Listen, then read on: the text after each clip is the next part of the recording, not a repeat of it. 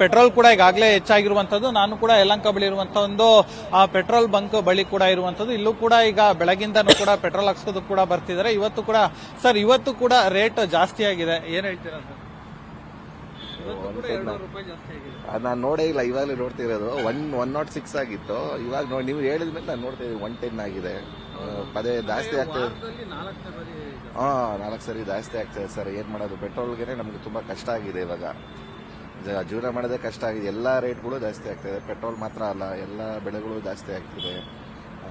ಬರೋ ಸಂಬಳ ಸಾಕಾಗ್ತಾ ಇಲ್ಲ. ಜೀವನ ನಡೆಸೋದೇ ತುಂಬಾ ಕಷ್ಟ.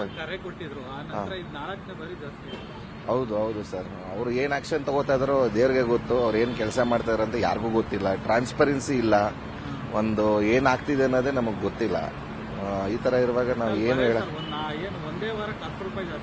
ಹೌದು ಸರ್. ಈ ತರ ತುಂಬಾ ಕಷ್ಟ. ಮಿಡಿಲ್ ಕ್ಲಾಸ್ ಫ್ಯಾಮಿಲಿಗೆ, ಬಿಲೋ ಪಾವರ್ಟಿ ಫ್ಯಾಮಿಲಿಗಳಿಗೆ ತುಂಬಾನೇ ಕಷ್ಟ. ಜೀವನ ಮಾಡೋದೇ ತುಂಬಾ ಕಷ್ಟ ಆಗಿದೆ. ಈ ತರ ಶ್ರುತಿ, ಖಂಡಿತವಾಗ್ಲೂ ಅಂದ್ರೆ ಪ್ರತಿಯೊಬ್ರು ಕೂಡ ಅದನ್ನೇ ಹೇಳ್ತಿರುವಂತದ್ದು. ಸಾಕಷ್ಟು ಸಮಸ್ಯೆ ಆಗ್ತಿದೆ. ಯಾಕಂದ್ರೆ ಪ್ರತಿದಿನ ನಾವು ಕೂಡ ಆಫೀಸ್ಗೆ, ಕಚೇರಿಗೆ ಅಂತ ಹೋಗುವಂತ ಸಂದರ್ಭದಲ್ಲೂ ಕೂಡ ಏನೋ ಪೆಟ್ರೋಲ್ ಅನ್ನ ಬಳಸ್ಕೊಂಡು ಅಂದ್ರೆ ಬೈಕ್ ನಲ್ಲೇ ಕೂಡ ಹೋಗ್ಬೇಕಾಗತ್ತೆ. ಆದ್ರೆ ಈ ರೀತಿಯಾದಂತಹ ಹೈಕ್ ನಿಂದ ಸಾಕಷ್ಟು ಸಮಸ್ಯೆ ಆಗ್ತಾ ಇದೆ ಅನ್ನೋ ಮಾತನ್ನು ಕೂಡ ಈಗಾಗಲೇ ವಾಹನ ಸವಾರರು ಕೂಡ ಹೇಳ್ತಾ ಇರುವಂತದ್ದು.